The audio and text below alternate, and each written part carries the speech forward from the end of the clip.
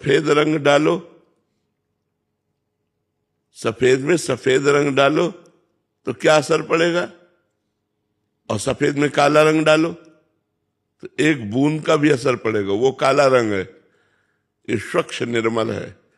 तो निर्मल जब हमारी बुद्धि में जाता है तो चूंकि बुद्धि उसी सच्चिदानंद परमात्मा की दी हुई है तो चढ़ता है रंग, ऐसा कि कम चढ़ता है ऐसा नहीं है। गौर से सत्संग सुनोगे तो रंग चढ़ता है। देखो आपके ऊपर रंग चढ़ा, सर्दी का समय है, कई बजे से जग रहे हैं, कौन सी सुविधा यहाँ है, और आप बैठे हो, किसके लिए बैठे हो? सत्संग का लोभ, साधु संग का लोभ, तो ये रंग नहीं चढ़ा। अरे कंबल में ओढ़ के चाय पीते हुए अपने घर में आग के सामने बैठना, और यहाँ क्या सुविधा? कोई सुविधा नहीं। लेकिन जिनको कुसंग ने अपने बस में कर रखा है उनके ऊपर सत्संग का रंग बहुत देर में चढ़ेगा। उनको जब बहुकाल करी सत्संगा तबे होए सब संशय भंगा। जब बहुत काल तक सत्संग किया जाए तब उनके ऊपर रंग चढ़ेगा। और जिनका हृदय थोड़ा पवित्र है तो जल्दी रंग चढ़ जाता है। तो ऐसा नहीं कि सत्संग का रंग बहुत लेट चढ़ता है, कुसंग का जल्दी चढ़ जाता है, ऐसा नहीं है। जैसे सत्संगी पुरुषों के ऊपर कुसंग का रंग चढ़ के दिखावे, जो रहे उत्तम प्रकृति का कर सकत कुसंग, चंदन विष व्यापत नहीं लपटे रहत भुजंग। अगर साधु है या सत्संगी है तो कुसंगी पीछे घूमता रहे, क्या फर्क पड़ता है? जैसे एक अच्छे आचरण वाला ऑफिस में काम करता है और 10 लोग बुरे आचरण वाले हैं, वो शराब पीते हैं, मांस खाते हैं, गंदी बातें करते हैं, गंदा मनोरंजन करते हैं, लेकिन वो अपने आप को बचाए रखता है। वो 10 के बीच में अपने आप को अकेला बचाए रखता है। उसको ना तो शराब प्रभावित कर पाती, ना व्यभिचार, ना गंदा मनोरंजन, ना गंदा कुसंग, और सबके साथ रहता है। तो ऐसा नहीं कि कुसंग का प्रभाव बड़ा जोरदार है, नहीं, सत्संग का प्रभाव जिस दिन पड़ेगा मिट्टिया मेट कर देगा कुसंग को और आपको उज्जवल बना देगा। उसकी सत्ता नहीं है, वो असत्संग है, उसकी सत्ता नहीं है, और इसकी सत्ता है। हाँ, ये जरूर है कि बहुत जन्मों का अभ्यासी कुसंग का मन है तो उसे थोड़ा समय लगता है सत्संग में, बहुत जन्मों का अभ्यास। तो वो अब जिस समय हमारा मन सत्संग में लग गया फिर कुसंग से पराजित नहीं होगा, और जब तक सत्संग में नहीं लगा तब तक कुसंग ही है। अंशुमान आचार्य जी। राधा वल्लभ श्री हरिवंश। राधे राधे महाराज जी। महाराज जी, मैं भक्ति मार्ग पर चलने का प्रयास करता हूं, पर जब परिवार या मित्र गलत आदतों, गलत भाषा या नाम जप का मजाक करते हैं तब मेरे मन में क्रोध आ जाता है। और क्रोध नहीं आना चाहिए, और जिद्द बननी चाहिए कि हम करके दिखाएंगे तुमको। हमको क्रोध क्यों आए? हमको क्रोध नहीं आना चाहिए। कोई हमारा उपहास करे तो हमें क्रोध नहीं आना चाहिए। हमें अपने मार्ग पर दृढ़ रहना चाहिए और पुष्ट होना चाहिए और बढ़िया गहरा तिलक लगाना चाहिए। हमको मजाक से क्या मतलब? अब यही तो हमारे मार्ग का महामहिमामय स्वरूप है कि हम उसको सहन करते हैं, हम मुस्कुरा के चल देते। वो गाली दे रहा है, हम मुस्कुरा के चलते हैं।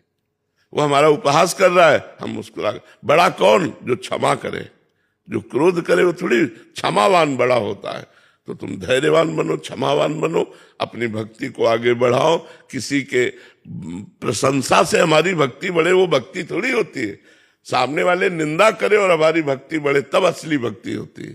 समझ पा रहे हो? तो खूब नाम जप करो, शास्त्र स्वाध्याय करो, सत्संग करो, जिससे बुद्धि अध्यात्म को समझे और समझ करके चले। मनोज जी जोधपुर से। राधे राधे। राधे राधे महाराज जी। महाराज जी, साधक को विशेष ध्यान किस पर देना चाहिए? असाधन को हटाने पर या नाम जप? साधन को करने पर। असाधन तो साधन की वृद्धि पर अपने आप छूट जाएगा। हमें अगला कदम बढ़ाने को ध्यान देना चाहिए या पिछला उठाने का? किसका प्रश्न है? अगला कदम बढ़ाने का हमें ध्यान देना चाहिए या पिछला उठाने का? अगला कदम हमारा कहाँ पड़ रहा है? तो साधन पर ध्यान देना चाहिए। नाम जप, शास्त्र स्वाध्याय, सत्संग, साधु सेवा, भगवत सेवा, समाज सेवा, साधन पर ध्यान देना चाहिए। असाधन तो अपने आप उसकी बढ़ोतरी पर छूटता चला जाएगा। असाधन में अरुचि होती चली जाएगी, और जिसमें अरुचि नहीं है उसे जानबूझ के छोड़ा जाता है, क्योंकि असाधन रहेगा तो साधन का अनुभव नहीं हो पाएगा, साधन होते हुए भी भगवदानंद का अनुभव नहीं हो पाएगा। इसलिए असाधन का, कुमार्गगामी वृत्तियों का हमें विरोध करना होता है। तो विरोध किससे करेंगे अगर साधन नहीं होगा तो? नाम जप नहीं होगा, अध्यात्म बल नहीं होगा, तो हम विरोध किससे करेंगे? विरोध करने का बल तो वही है जिससे हम विरोध करते हैं। तो हमें साधन पर रुचि बढ़ानी चाहिए, और जो वृत्तियां साधन में लग जाती हैं तो वो पवित्र हो जाती हैं, तो असाधन में लगी वृत्तियों पर वो हावी हो जाती है। और जब हमारी वृत्तियां पवित्र नहीं होती तो अपवित्र वृत्ति थोड़ी बड़ी पवित्र वृत्ति पर हावी होकर गलत आचरण करा लेती है। इसलिए हमें साधन पर ध्यान देना चाहिए, खूब नाम जप करना। नाम जब ध्यान करते हो महाराज, कभी कभी संतुष्टि आ जाती है, वो गलत है ना? हाँ, गलत है, संतुष्टि नहीं आनी चाहिए और आग लगता है कि अब भूने लग गया। हाँ, नहीं, ये संतोष मतलब ठीक नहीं है। भजन में संतोष ठीक नहीं, भजन में असंतोष बढ़ना चाहिए। हाँ, जब शरीर को रद्दी कागज बना दे तब भजन का रंग समझे। जैसे रद्दी कागज से कोई मतलब नहीं रह जाता ना, ऐसे इस शरीर से कोई मतलब न रह जाए। गर्मी, सर्दी, बरसात, ठंडी, मान अपमान, लाभ हानि, दुख सुख सब सह रहे और खूब भजन करे, तब परमात्मा प्राप्ति होती है। समझ रहे? आयुष गुप्ता जी, जौनपुर। श्री हरिवंश महाराज जी। महाराज जी, शास्त्र कहते हैं कि जीव नित्य दास है, परंतु अनुभव में ये भाव स्थिर क्यों नहीं हो पाता? क्या ये अहंकार की सूक्ष्म अवस्था है? हाँ, अहंकार, देहाभिमान के कारण ये बात अनुभव में नहीं आती। देहाभिमान जब तक साधु संग नहीं होगा, जैसे कहते हैं ना, ऊंट पहाड़ के नीचे आता है तो उसे पता चलता है कि हमारी ऊंचाई कुछ नहीं है। ऐसे ही जब हम संत महापुरुषों के चरित्र पढ़ते हैं, संत महापुरुषों का संग करते हैं, तो हमारा अहंकार नष्ट हो जाता है। संतों की चरण रज से हमारा अहंकार नष्ट। रहु गणित तपसा न याति, न चेज्या न निरपणात् गृहाद्वा, न छंदसा नैव जलाग्नि सूर्यो, बिना महत्पाद रजोभिषेकम। रहुगण, ये जो ब्रह्मबोध है या भगवत भक्ति का प्रेम है, ये तपस्या से नहीं होता, ये गृहस्थ धर्म के पालन से नहीं होता, ये सूर्य अग्नि चंद्र की उपासना से नहीं होता, ये महापुरुषों की उपासना से होता है। जब भगवत प्रेमी महापुरुषों संतों की आराधना की जाती है तो हमारा अहंकार नष्ट हो जाता है। अहंकार क्षीण होते ही हमारा जो नित्य स्वरूप है वो प्रकाशित हो जाता है। अब वो नित्य स्वरूप क्या है? वो अनुभव गम्य है।